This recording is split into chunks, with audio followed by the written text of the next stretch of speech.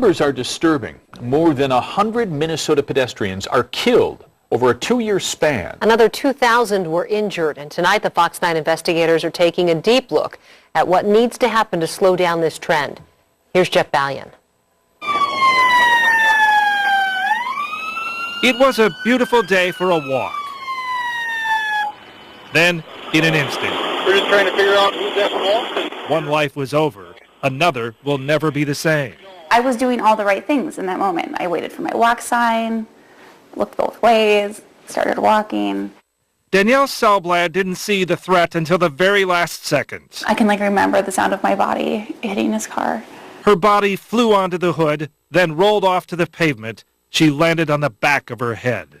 My life is different, and it's going to be different. I'll never get Maggie back. Maggie, the family dog, died in that crosswalk. Selblatt has a permanent traumatic brain injury. She can no longer smell or taste things. That's been especially hard for this new mom. I have never smelled my son. In Minnesota, 102 pedestrians were killed between 2016 and 17. The most deadly 2-year period in almost 20 years. The number of injuries continues to rise year to year. So Josh, you're going to be our driver. In the next few minutes, we'll examine the dynamics behind this disturbing trend with some eye-popping experiments. We'll show you why safety experts believe current speed limits are part of the problem, and how our choice of what we drive can make a difference too. But first, the human element. I'm going to have you drive along this roadway. This is a research lab at the University of Minnesota. Do everything that you can to avoid these crashes. Nicole Morris is a scientist who studies driver behavior with this state-of-the-art driving simulator. Whoa. 4 volunteers are being tested to see how they react when facing sudden obstacles like a bicyclist darting into traffic. Hope he's okay. I don't think so. Each one is driving the same urban course. Oh. But at a different speed. One at 40, another 35, and a couple at 25. That just totally took me off guard, and it you could kind of feel the bump of hitting him too, so that was really scary to me. Every one of the test drivers hit at least one of the obstacles. Very realistic, my goodness. The greater their speed, How little reaction time you really do have. the more likely they were to have a collision. Our speeds are too high. Even the speed limit is too high for us to be able to make sure that pedestrians aren't killed in crashes. Foot and bike traffic is on the rise in our communities, and so is the problem of distracted driving. That's a dangerous combo. Safety experts say changing the speed limit in urban areas from 30 to 25 miles an hour would save lives and reduce injuries. People think 30 miles an hour isn't much. This should show them that it is. To see what a difference speed can make, we've come to the Minnesota Highway Safety and Research Center at St. Cloud State. At 25 miles an hour, our crash dummy is catapulted a good 80 feet. after impact. Now we know it's not the same weight as a real person, so the physics are different, but you get the idea. Now we're going to add another 10 miles an hour to the collision speed. At 35, our crash dummy sails higher and much farther.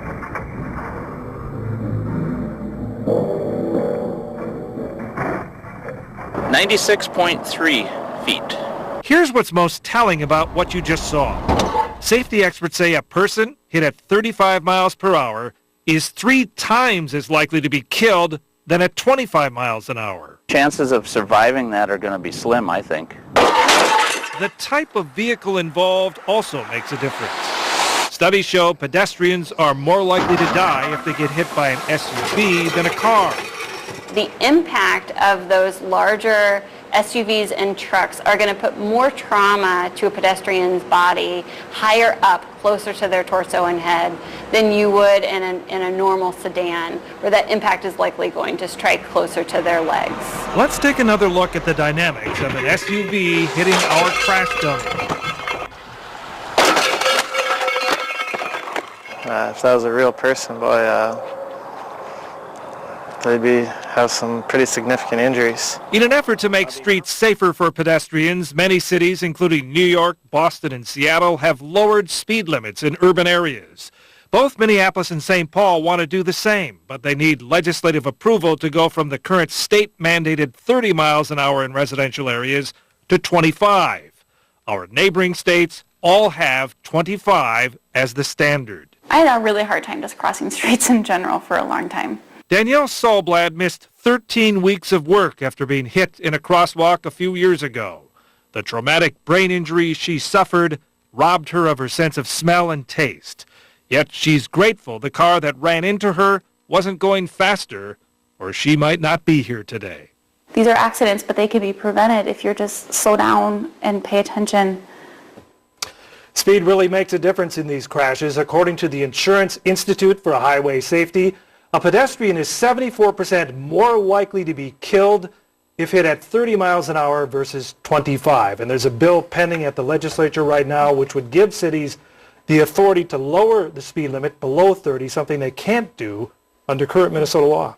And it's exactly why cities such as St. Paul have stepped up enforcement. They started doing that last summer, and I'm thinking particularly around the History Center, around Xcel Energy Center, around the Capitol. You've got a lot of people. You got a lot of people. A lot of people. No one slows down. Right. And the other thing they found is they've done these enforcement actions, but they've also noticed that they need to change the design of roadways. And they said they've discovered they need to make them narrower, because as drivers get in more narrow space, they naturally slow down and tend to be more cautious. That's interesting. So you'll see as cities redesign their roadways, they're going to be a little tighter, especially around those intersections where pedestrians cross. Interesting. I will not soon forget the image of the crash test dummy on that test course. I mean, that was jarring. Yeah, 25 versus 35, and 35 we don't think of as that fast anyway. And then when you see the difference between them, it is pretty telling. Dramatic difference.